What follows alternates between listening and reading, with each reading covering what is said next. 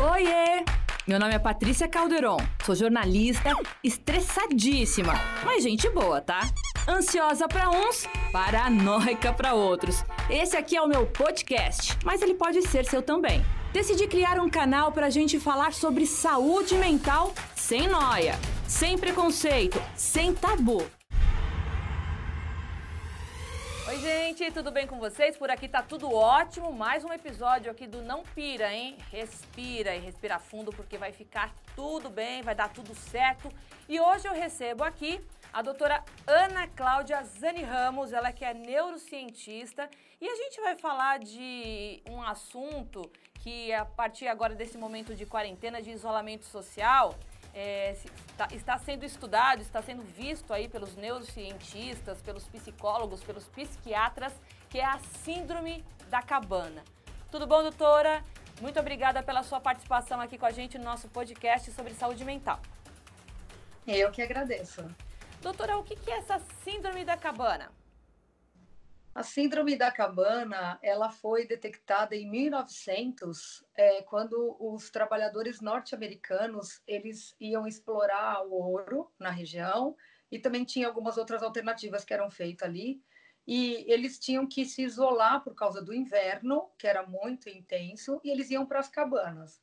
Estando nas cabanas, eles ficavam isolados completamente nesse período e começou a perceber que eles tinham dificuldade a retornar para a rotina, para a civilização, para as coisas que eles faziam antes, porque isso gerava agressividade, depressão, tristeza, irritabilidade e várias consequências que o isolamento pode proporcionar. E o porquê que essa síndrome trouxe de volta agora esses sentimentos por conta do isolamento, doutora? Na verdade, não é, essa síndrome, é bom deixar claro, ela não é considerada para nós como doença, né? Ela não é um transtorno, ela não é um problema, ela não é patológico. Mas hoje o que acontece hoje é que está muito semelhante a alguns sintomas com o que acontecia naquela época. E aí que lembraram desse fenômeno, que é considerado um fenômeno, e eles começaram a perceber que realmente o isolamento ele pode causar esse tipo de situação. E a gente está percebendo agora que tem pessoas que estão com dificuldade ao retorno. Só que eu sempre digo uma coisa importante, é que diferente do que era antes para hoje, a gente é conectado, né? A gente está em casa, mas a gente está conectado com o mundo.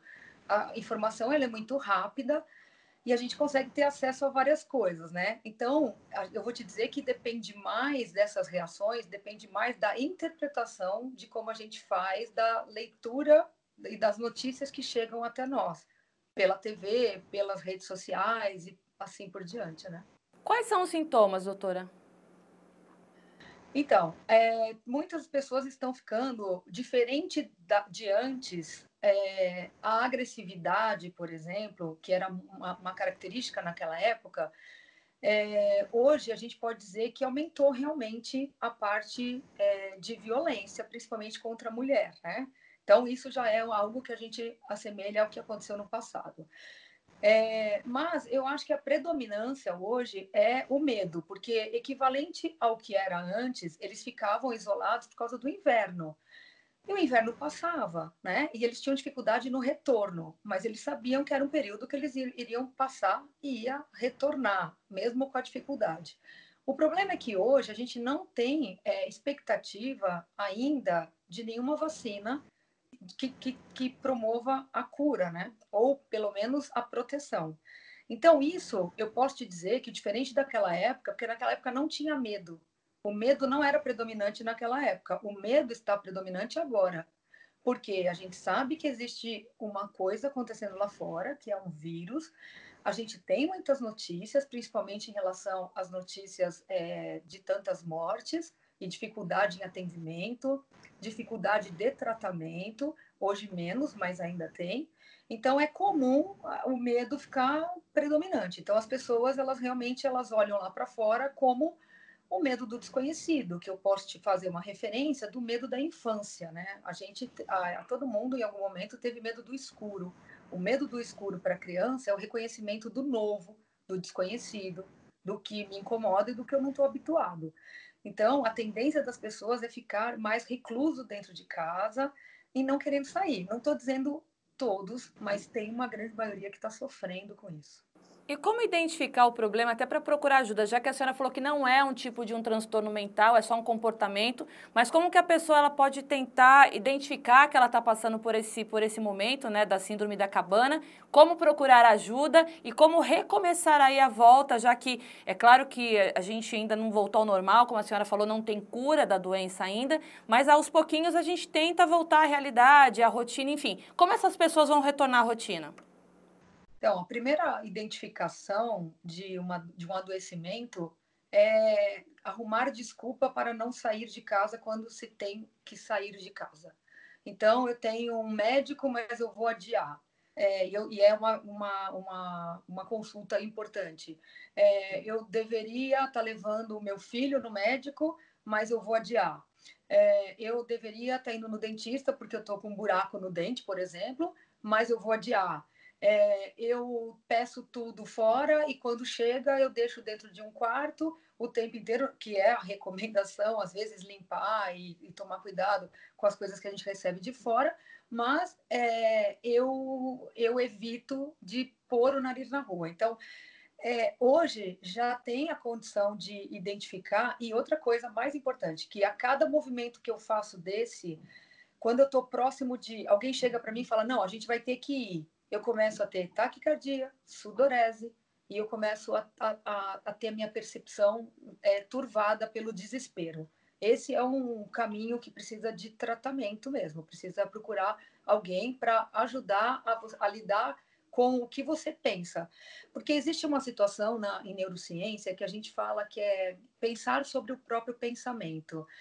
Eu até falei na ocasião, né, para a revista Veja, e eu disse exatamente isso, né, que as pessoas, às vezes, elas pensam e o pensamento domina a ação.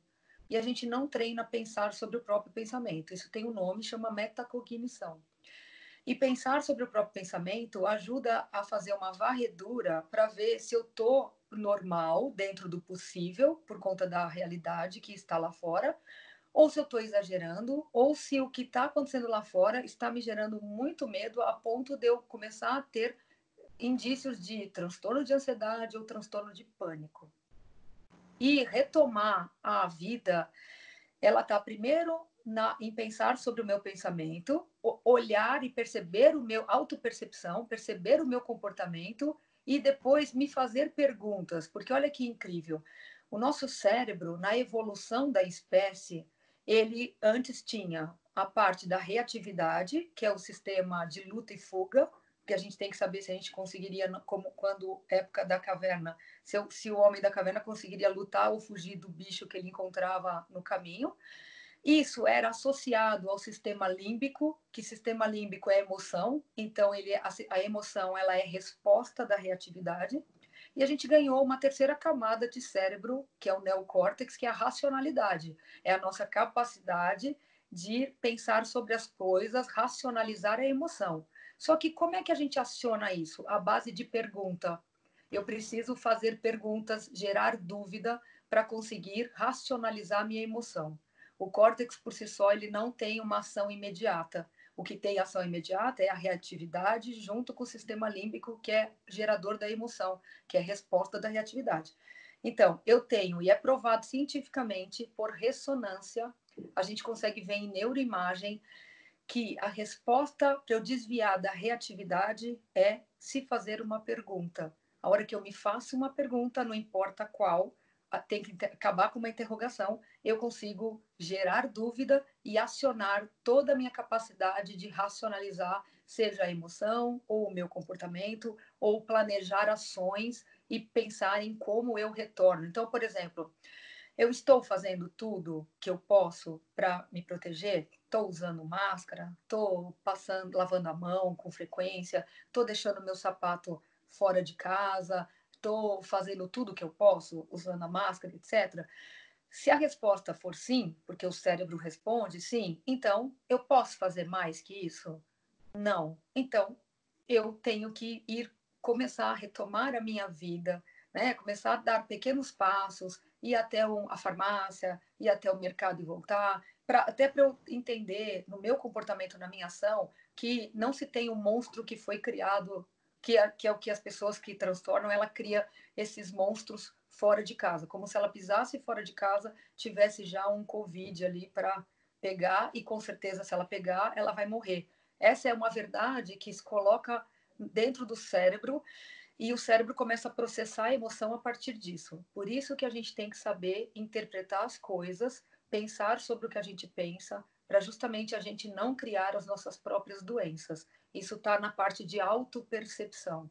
O nosso cérebro, ele é um órgão, mas quem manda nele somos nós. Quem diz para ele as coisas somos nós. Então, mas pelo que a senhora está falando, indica que essa evitação da pessoa, né, que está com a síndrome da cabana, ela acaba sendo até uma evitação de pessoas que sofrem de transtornos mentais, como o transtorno obsessivo-compulsivo, como síndrome do pânico. Eu sou portadora de TOC, então eu sei que por 20 anos eu evitei algumas coisas porque eu tinha medo, e o meu transtorno é medo de contaminação, então se eu saísse, eu ia pegar uma doença, eu ia morrer, eu não estou falando agora pela pandemia e nem pela Covid, mas sempre foi assim. Então, na minha cabeça, se eu pisasse numa sujeira, levasse aquela sujeira para casa, eu ia me contaminar alguém que eu gostava, eu ia matar aquela pessoa, eu ia morrer. Então, assim, é tudo muito doido, né? Isso que a doutora falou, os monstros, eles querem achar que eles estão mandando um comando correto para a gente. Então,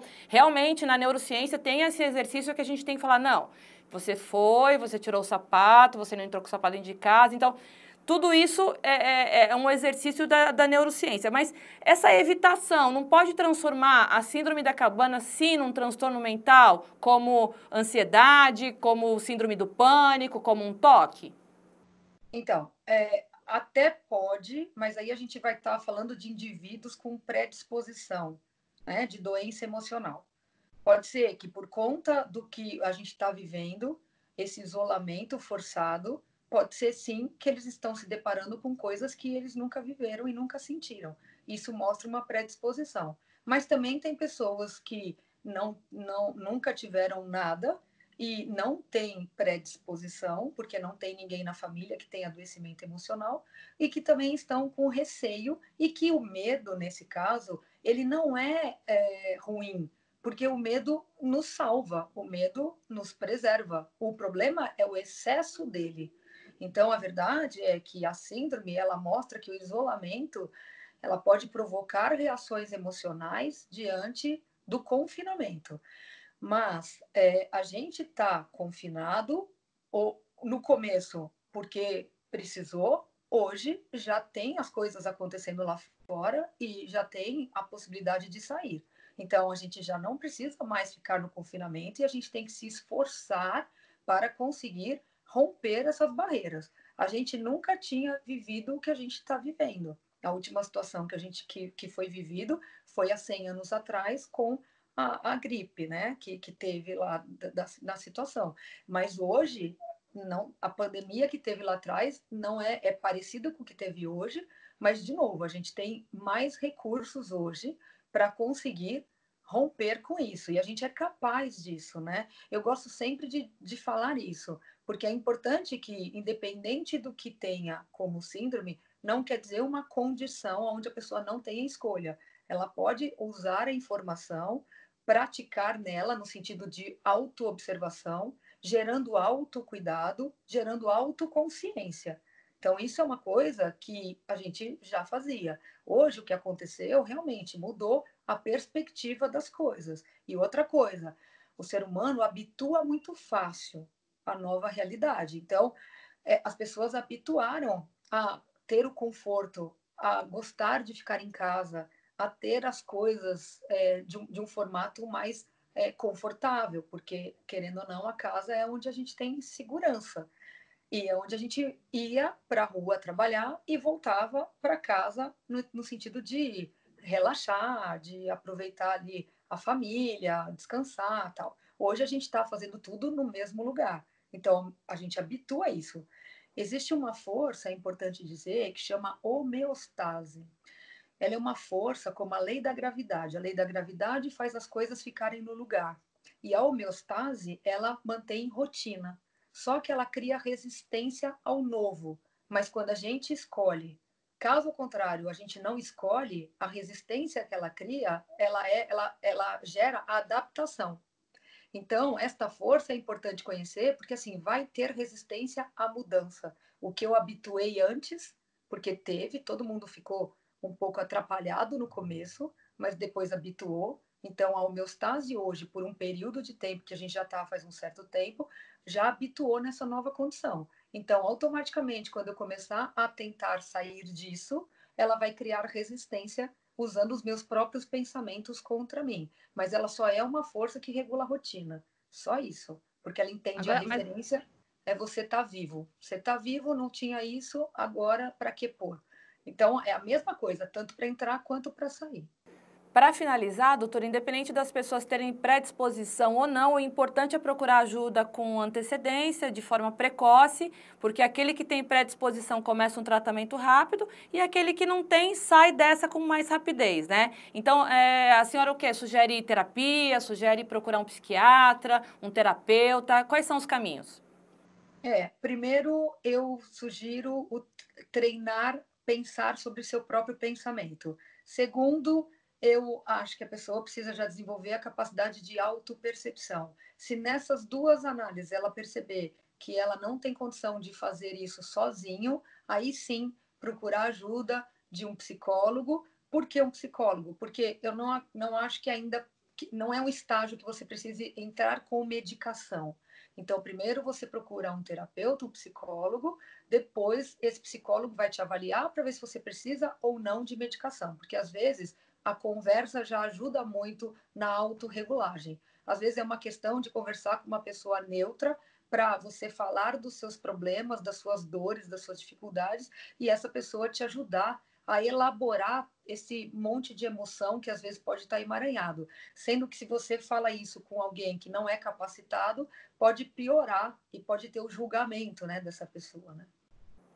Doutora, muito obrigada. Eu acho que foi esclarecedora a sua entrevista. Acho que quem está em casa vai se identificar bastante, né? Porque eu tenho predisposição a transtornos mentais, né? Porque como eu tenho ansiedade há 20 anos, a ansiedade me trouxe o toque, mas eu me medico, estou aqui batendo papo de boa. Inclusive o podcast é para desmistificar essa questão do preconceito em relação a portadores de transtornos mentais, né? Então a gente tenta bater um papo aqui de forma esclarecedora para falar, olha, aconteceu comigo, mas eu estou aqui, estou saudável, estou batendo um papo, porque tem que procurar tratamento, tem que se medicar e tem que viver, né? Então não adianta a gente virar refém aí dos monstros. Mas essa pandemia trouxe realmente uma novidade, como a doutora falou. Então, pessoas com predisposição ou não predisposição, todos estamos vivendo um momento único, diferente, exclusivo, né? Então, tratar da saúde mental aí em todas as áreas é importante. Então, eu tenho certeza que as tuas dicas ajudaram muito para quem está ouvindo a gente, para quem vai assistir a gente lá pelo canal do YouTube e quem está acompanhando a gente aqui pela Jovem Pan. Muitíssimo obrigada, doutora. Eu que agradeço. Um beijo. Beijo, tchau, tchau. Bom, o Não Pira e Respira fica por aqui. A gente retorna semana que vem aqui na Jovem Pan News Fortaleza, no programa Pan News em Revista, segunda edição. Tchau!